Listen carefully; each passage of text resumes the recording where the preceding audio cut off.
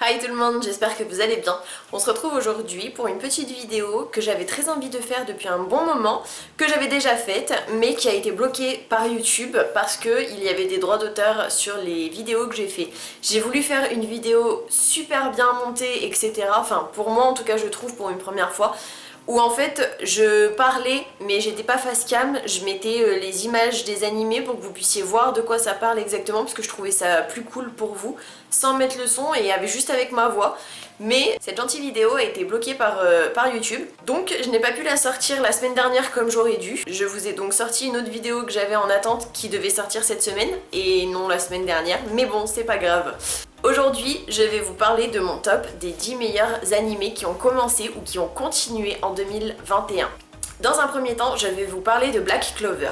C'est un animé qui se passe, comme son nom l'indique, à Clover, qui est un royaume où il y a de la magie et beaucoup de personnes naissent avec quantité de magie. Après, chaque personne a une quantité de magie propre à chacun. Et ça suit l'histoire de Asta et de Yuno, qui sont tous les deux abandonnés par leur famille et qui se retrouvent à l'orphelinat, précisément dans une église, qui grandissent ensemble et qui découvrent, pour Yuno en tout cas, son potentiel magique, contrairement à Asta, qui du coup lui n'a pas une once de magie. Il va donc compenser son manque de magie par des entraînements physiques pour muscler son corps à fond. À leurs 15 ans, ils ont une cérémonie des grimoires où ils vont avoir leur grimoire selon leur potentiel magique. Il existe 3 types de grimoires différents. Les grimoires normaux, qui sont les grimoires à 3 trèfles, qui sont les simples, les plus basiques que tout le monde a en général. Il existe les grimoires à 4 trèfles, donc le 4e trèfle renferme la chance, et des grimoires à 5 trèfles. Le 5e trèfle contient un démon, littéralement. Yuno, qui a un grand potentiel magique, va réussir à avoir un grimoire à 4 trèfles. Sachant que ce qu'il faut savoir, c'est que l'empereur mage, donc une personne qui a sauvé l'humanité, on va dire, totale, pas mal d'années avant que l'histoire ne se passe, il avait un grimoire à 4 trèfles. Donc c'est pour vous dire à quel point il est balèze. Sachant que l'empereur mage, c'est celui qui gouverne toutes les compagnies. À la place d'avoir des guildes, comme dans certains animés, là ce sont des compagnies. Et en fait, il y a des chefs de compagnie, et au-dessus des chefs de compagnie, il y a l'empereur mage. Quant à lui, Asta, il va avoir, à la cérémonie des grimoires, il ne va pas avoir justement de grimoire. Ce qui va se passer, c'est qu'il va avoir un grimoire après la cérémonie. Malheureusement, ou heureusement pour lui, va avoir un grimoire à 5 trèfles, donc un grimoire avec un démon. Suite à ça, pendant quelques temps, ils vont s'entraîner avec leur nouveau grimoire et ensuite ils vont faire le tournoi pour intégrer une compagnie. Yuno va être pris à l'Aube d'Or par la meilleure compagnie qui soit. Quant à lui, Asta va être recruté par le Taureau Noir. Et c'est à partir de là où ils vont faire la rencontre de nouveaux compagnons. On va en apprendre de plus en plus sur eux à chaque épisode. On va vraiment suivre leurs aventures et franchement je vous le conseille à 10 000%.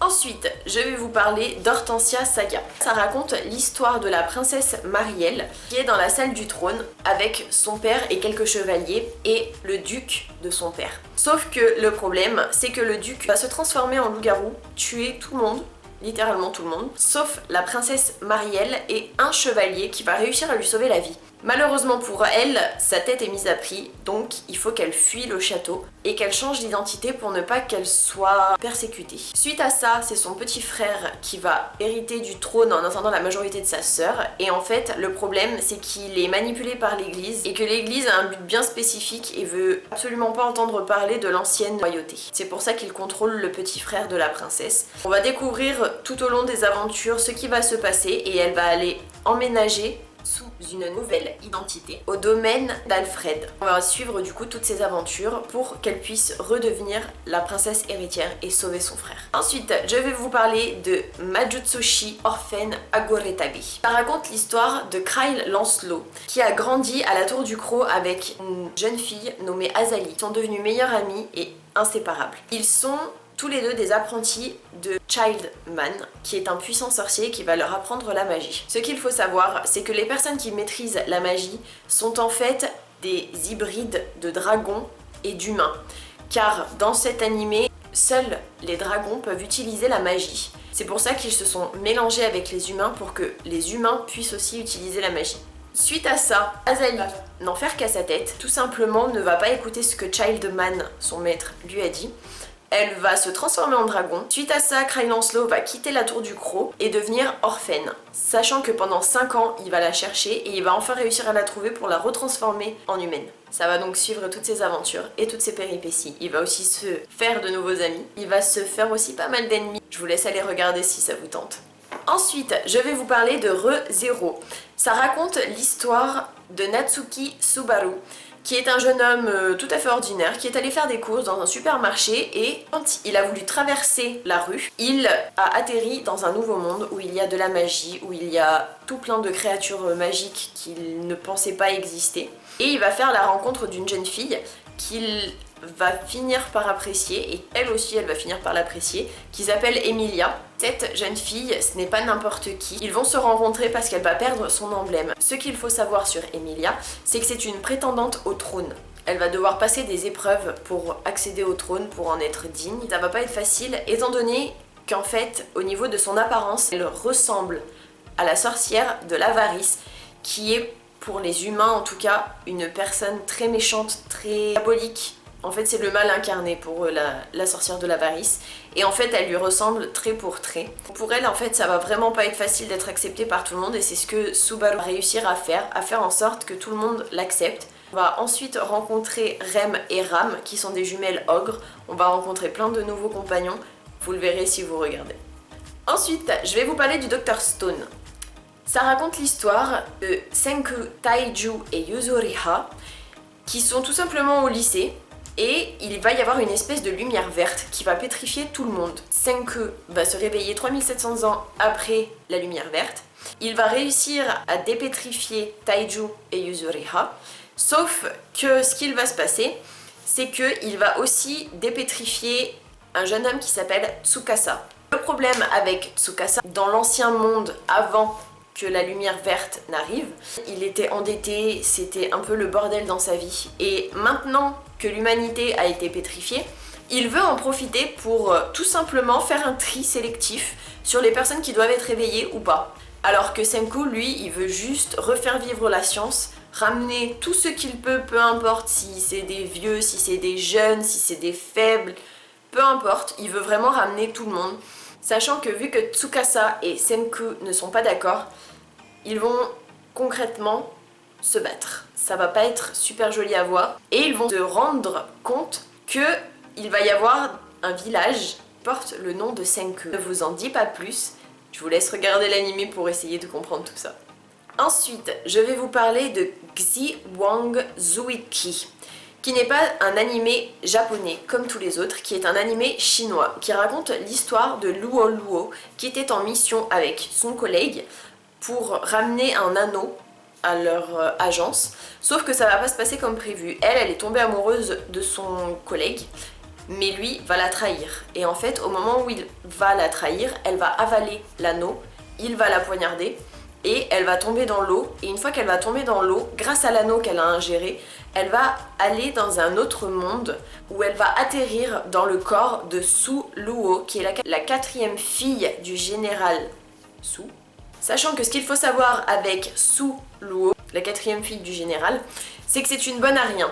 En fait, dans le nouveau monde où elle a atterri, il y a de la magie. Chaque personne naît avec un élément qu'il maîtrise. Un ou plusieurs. La plupart du temps, c'est un seul élément. Mais il arrive qu'il y ait des personnes qui en maîtrisent plusieurs. C'est très rare, mais ça arrive. En fait, le problème, c'est que Su Luo, quand elle était petite, elle a fait le test et elle n'avait aucun potentiel magique. Donc c'est la risée de sa famille concrètement, elle est bonne à rien apparemment, selon sa famille en tout cas. Ce qu'il va se passer, c'est qu'elle va se réincarner donc dans ce nouveau corps, elle va apprendre à le maîtriser parce qu'elle n'avait pas l'habitude, elle était vraiment musclée, enfin c'était une tueuse à gages donc elle était musclée et là elle tombe dans un corps où franchement elle est toute chétive, elle a pas de muscles, enfin ça lui fait un peu bizarre quoi. Et ce qui va se passer, c'est que donc elle va apprendre par la suite, grâce au prince Jin, qu'elle a des pouvoirs magiques. Et en fait, elle a plusieurs types de pouvoirs magiques. Elle en a 3. Elle a le feu, la terre et l'espace. Et en fait, les maîtres de l'espace sont des personnes très très rares, mais vraiment hyper rares. Et en fait, ce qui va se passer, c'est que suite à ça, elle va s'attacher au prince Jin. Le prince Jin va définitivement tomber amoureux d'elle. Il va tout faire pour essayer de la conquérir, mais c'est pas si facile. Parce que quand on se fait trahir et poignarder par son collègue avec lequel on était amoureux, pas top quoi. Et après elle va vouloir devenir le disciple du plus puissant maître. Ça va nous raconter ses aventures. Ensuite je vais vous parler de King's Raid. Dans cet animé, ça parle d'un jeune héros qui s'appelle Cassel. Ce qu'il faut savoir sur Cassel, c'est qu'en fait c'est un écuyer. Tout ce qu'il y a de plus banal, mais ce n'est pas que ça. Il va s'avérer être l'héritier du roi Kyle. Ce qu'il faut savoir sur le roi Kyle, c'est que c'est un roi qui à son époque, donc 100 ans avant les histoires de Cassel qui va se passer dans le présent, il y a eu une très grosse bataille. Le roi démon Angmund est venu sur Terre pour tout détruire. Et en fait, ce qu'il s'est passé, c'est que le roi Kyle devait l'affronter. Mais il n'était pas assez puissant. Malgré le fait qu'il ait plusieurs compagnons qui ont des pouvoirs assez incroyables, il n'était pas assez fort et il n'avait pas ce qu'il fallait pour pouvoir battre le roi démon. Il va donc prier la déesse Lua qui va lui accorder une épée magique. Sauf que le problème, c'est que quand il va affronter le roi démon, il va disparaître avec lui. Et en fait, ce qu'on va découvrir par la suite, c'est que l'épée, elle, va être scellée par les compagnons du roi Kyle et que seul un héritier avec le sang du roi Kyle pourra utiliser l'épée sacrée pour re-sceller le roi démon Angmund. On va se rendre compte quelques épisodes après que en fait le roi Kyle, juste avant la bataille finale où il va disparaître, a appris tout simplement que sa copine était enceinte de lui. Dans le présent, on va suivre Cassel qui va tout faire pour enlever les sceaux qu'il y a sur l'épée. Ensuite, je vais vous parler d'un animé. Il s'agit de Hanyo no Yashahime Sangoku Otogitsushi. Ça raconte l'histoire des filles de Sesshomaru et de la fille de Inuyasha et de Kagome. Sesshomaru va avoir deux filles, des jumelles, avec une humaine qui s'appelle Rin. Un Hanyo, c'est un mélange entre un démon et un humain. Le problème avec les Hanyo, c'est que seuls les forts peuvent survivre. Et en fait, ça raconte l'histoire de Towa et de Setsuna qui sont dans la forêt, qui malheureusement vont être séparés dans un incendie. Et Towa va finir dans le monde moderne par l'arbre des mondes qui va s'ouvrir et qui va l'envoyer là-bas, alors que Setsuna va devoir rester dans la forêt avec l'incendie. Et en fait, ce qui va se passer, c'est que plusieurs années après, Towa va de nouveau être envoyée dans le Japon féodal, là où sa sœur était, et on va découvrir qu'en fait sa sœur est devenue une exorciste et qu'elle ne se souvient pas de sa sœur jumelle. Ce qui s'est passé, c'est que quelques temps après que Towa soit partie, il y a le papillon des rêves qui a touché Setsuna, ce qui fait qu'elle ne dort plus et qu'elle ne se souvient pas de son passé. Donc en fait, elle a complètement oublié les quelques années qu'elle a passées avec sa sœur dans la forêt. Et on va ensuite faire la connaissance de Moroha, qui est donc la fille d'Inuyasha et de Kagome, qui est une chasseuse de primes. Ce qu'il faut savoir, c'est que toutes les trois, ce sont des personnes assez puissantes qui ont des pouvoirs de démons et qui sont humaines. Ça va donc raconter leurs histoires, sachant que Towa va tout faire pour que sa sœur retrouve ses souvenirs et puisse rêver de nouveau. Donc elle va partir à la recherche du papillon des rêves et ça va vraiment pas être simple. Et elles vont faire la rencontre de leur père, Sesshomaru. Ensuite, je vais vous parler de Kemono Jihen. Alors, ça raconte l'histoire de Kabane, qui est un orphelin qui vit dans un village tout simple, qui ne va pas à l'école, que tout le monde traite de bouseux parce qu'il préfère travailler la terre, ne pas aller à l'école, etc. et que personne ne l'apprécie. Ce qu'il faut savoir, c'est qu'il vit chez sa tante et que son cousin le déteste. À un moment, ce qui va se passer, c'est qu'il va y avoir un détective de Tokyo, Inugami, qui va arriver, qui sera là pour une affaire de meurtre. Ce qu'il va se passer, c'est qu'il va réussir à trouver le meurtrier, à dire au village que tout va bien, et en fait, il va faire croire que Kabane est mort, et il va l'amener avec lui dans son agence, où Kabane va faire la rencontre de ses nouveaux camarades et suite à ça, il va vouloir retrouver ses parents. Sachant que ses nouveaux amis veulent eux aussi retrouver leur famille, c'est pour cette raison qu'ils sont tous dans l'agence d'Inugami. Ce qu'il faut savoir sur Kemono Jihen, c'est que Kabane et toutes les personnes de l'agence sont des hybrides entre des kemonos et des humains. Qu'est-ce qu'un kemono, vous allez me dire? Un kemono, c'est une créature magique, on va dire ça comme ça, Il y a des ghouls, il y a des arachnides, il y a des insectes, il y a toutes sortes de créatures, il y a des personnes des glaces, il y a vraiment de tout et on va découvrir leur quotidien et comment ils vont retrouver ou pas leur famille. Le dernier animé, c'est Mushoku Tensei. C'est l'histoire d'un NEET. Un NEET, si vous ne savez pas ce que c'est une personne qui est inactive au Japon, qui tout simplement se fait virer de chez lui. Et en fait, le jour où il se fait virer, il va être dans la rue, parce qu'il va partir du coup de chez lui, vu que c'est chez ses parents en fait. Il va croiser d'anciens camarades de classe, dont une jeune fille, qui malheureusement va se retrouver face à un dilemme où elle va se faire renverser. Pour ne pas qu'elle se fasse renverser, le jeune homme qui s'est fait virer de chez lui va prendre sa place dans le sens où il va la pousser pour ne pas qu'elle meure. Il va se faire renverser à sa place à elle. Et le fait qu'il ait fait, entre guillemets, une bonne action, va lui donner accès à une réincarnation dans un nouveau monde où il y a de la magie, il y a des créatures. Il va se réincarner en Rudus Grérar, qui est du coup un nourrisson tout simplement, et il va faire la rencontre de ses parents, sachant que son père c'est un épéiste qui s'appelle Paul Grérar, et sa mère c'est une ancienne aventurière qui s'appelle Zénith Grérar. Ce qu'il faut savoir, c'est que quand il se réincarne dans le bébé, il a tous les souvenirs de ce qui s'est passé dans sa vie précédente. Ça c'est un truc assez important à bien garder en tête. Il va tout faire pour vite parler, vite apprendre à marcher, tout faire rapidement. Il va aussi découvrir les grimoires de sa mère et il va apprendre la magie tout seul. Au bout de quelques années, il va avoir besoin d'un professeur de magie et c'est là que Roxy va arriver. Roxy, ce sera donc son professeur de magie qui va rester quelques temps avec lui et en fait il va tomber amoureux d'elle, sachant que c'est un peu un pervers quand même. Une fois que Roxy va lui apprendre tout ce qu'elle sait au niveau de la magie, elle va devoir partir et c'est là qu'il va faire la rencontre de Sylph, ce qu'il pense être un garçon. Et au final, il s'avère que c'est une fille. Il va vouloir rester avec Sylph, sauf qu'il veut aussi, en parallèle de vouloir rester chez lui, il veut apprendre plus de magie. Une magie plus complexe que seules les écoles peuvent apprendre. Le problème, c'est qu'au niveau des frais pour entrer dans l'école, c'est assez coûteux et que son père veut bien lui payer son école pour lui, mais lui ne veut pas partir sans Sylph. Donc il va proposer un compromis à son père et va lui proposer de travailler pour pouvoir gagner de l'argent pour l'école pour Sylph, pour qu'elle puisse intégrer l'école parce que financièrement dans sa famille ils n'ont pas beaucoup de sous.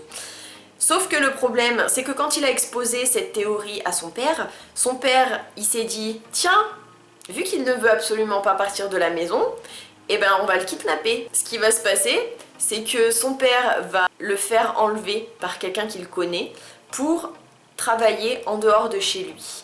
Et en fait, il va tomber dans une famille éloignée des Grérar. Il va faire la rencontre de sa cousine, sachant qu'il va devenir son professeur à sa cousine. Elle ne sait pas lire, pas écrire, mais elle manie très bien l'épée. Il va y avoir un compromis dans le sens où il va lui apprendre à lire, à écrire, etc.